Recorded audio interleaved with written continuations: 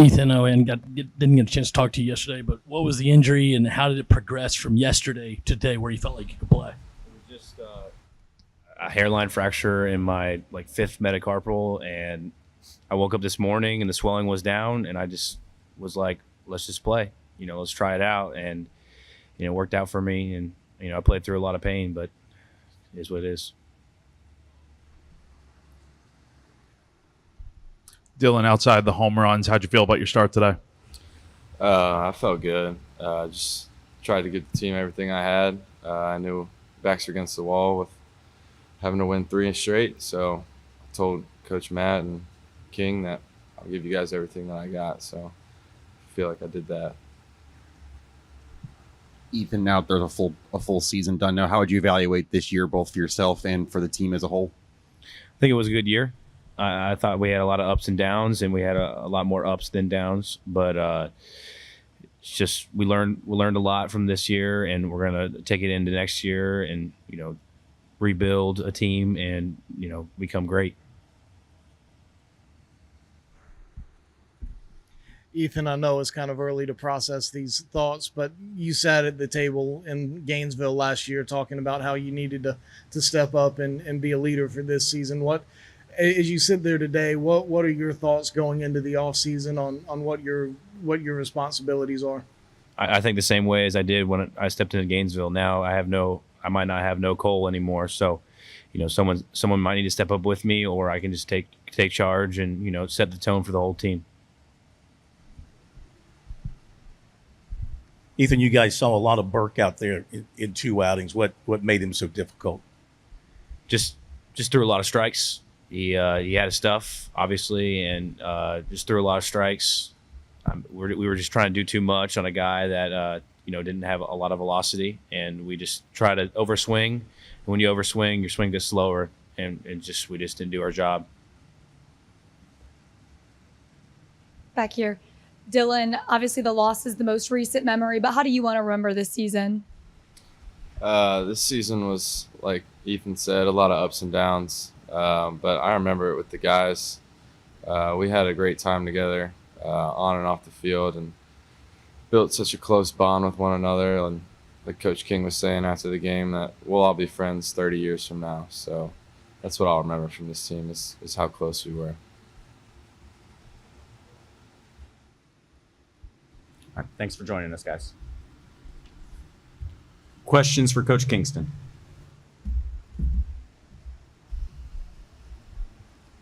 Mark, what did you see from Burke out there, just especially as the innings kept going and the swings just weren't quite getting there? Yeah, he's a very, very heavy ground ball pitcher, which against us, we're obviously a power team. It's a matchup. It was tough. He threw a lot of strikes. He only walked 2 guys today. So you've got to tip your cap that he made a lot of great pitches. Even when he walked a couple guys, he induced a double play ground ball. And look, it was a quality lefty that matched up well against us today, and he got us. So tip my cap to him. Mark, what is your assessment of this season overall, going back to February to now, and ultimately the end result? Yeah, again, it was a good season. I don't think any time you make the NCAA tournament out of the SEC, you can call it a failure. It's still, we want to get better. Obviously, we still want to be getting further in the postseason than we did. But I don't think you can call it a failure. Only 64 teams made it. We want to be one of the last 8, clearly. So that is very disappointing. I'm disappointed for those kids that gave it everything they had, and I'm disappointed that they had to suffer that frustration today. So again, a good season, but always looking to have a great season. Mark, it's into your 7th season. Do you feel the program's where it needs to be? I think every program in the country wants to keep getting better. We're no different. The SEC is filled with teams that are dumping huge resources in, and I think it's just a matter of we need to continue to do everything we can to try to give this program what it needs to be successful. There's so many parts of our program that are in great shape. But obviously we need to keep getting better, bottom line. Do you feel you have the support of the administration to get this program where it needs to be? I'm sorry? Do you feel you have the support of the administration to get the program where it needs to be? I think everybody in South Carolina wants to win at a high level.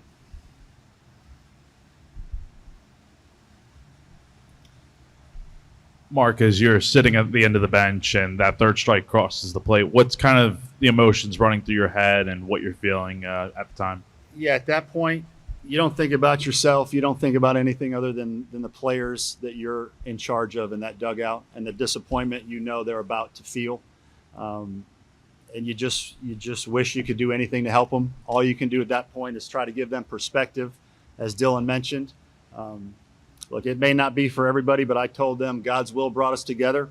God's will decided today was the last day for us. They have nothing to be ashamed of.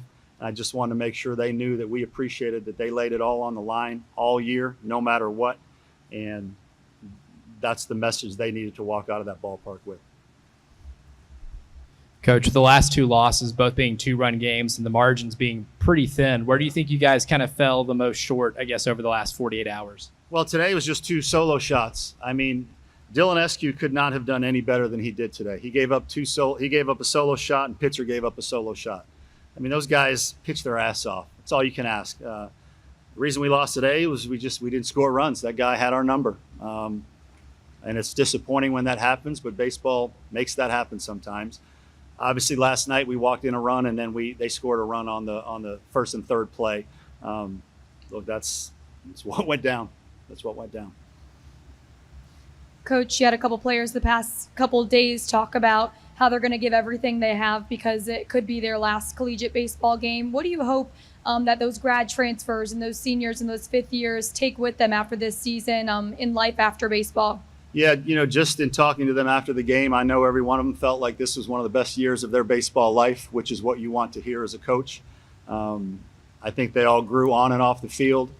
They became better players. I would hope that our leadership helped them to become better people and learn a lot of things about how do you handle adversity, how do you bounce back, and it will serve them well for the rest of their lives. We've got a lot of great kids from great families with great foundations, and our job as coaches is just to continue to build on that. And I'll walk out of here today knowing we are doing that. Do 2 more for Coach. Replay went against you twice today in 2 critical situations. What did you see from your vantage point? Yeah, the frustrating thing, Phil, is that we're in a centralized situation. So you can't even ask the umpires really, how did you see it? They made the call on the field, and then somebody sitting in an office decided to make a call. And I saw the replay on the board of Tippett's bunt. Nobody in the dugout thought it would go against us, but it did. And I didn't see the Brewer replay, but the guys in the dugout said they didn't think he made any move to try to get hit, and they both went against us. Sometimes God's will. It is what it is. Anything else for Coach? Thank you.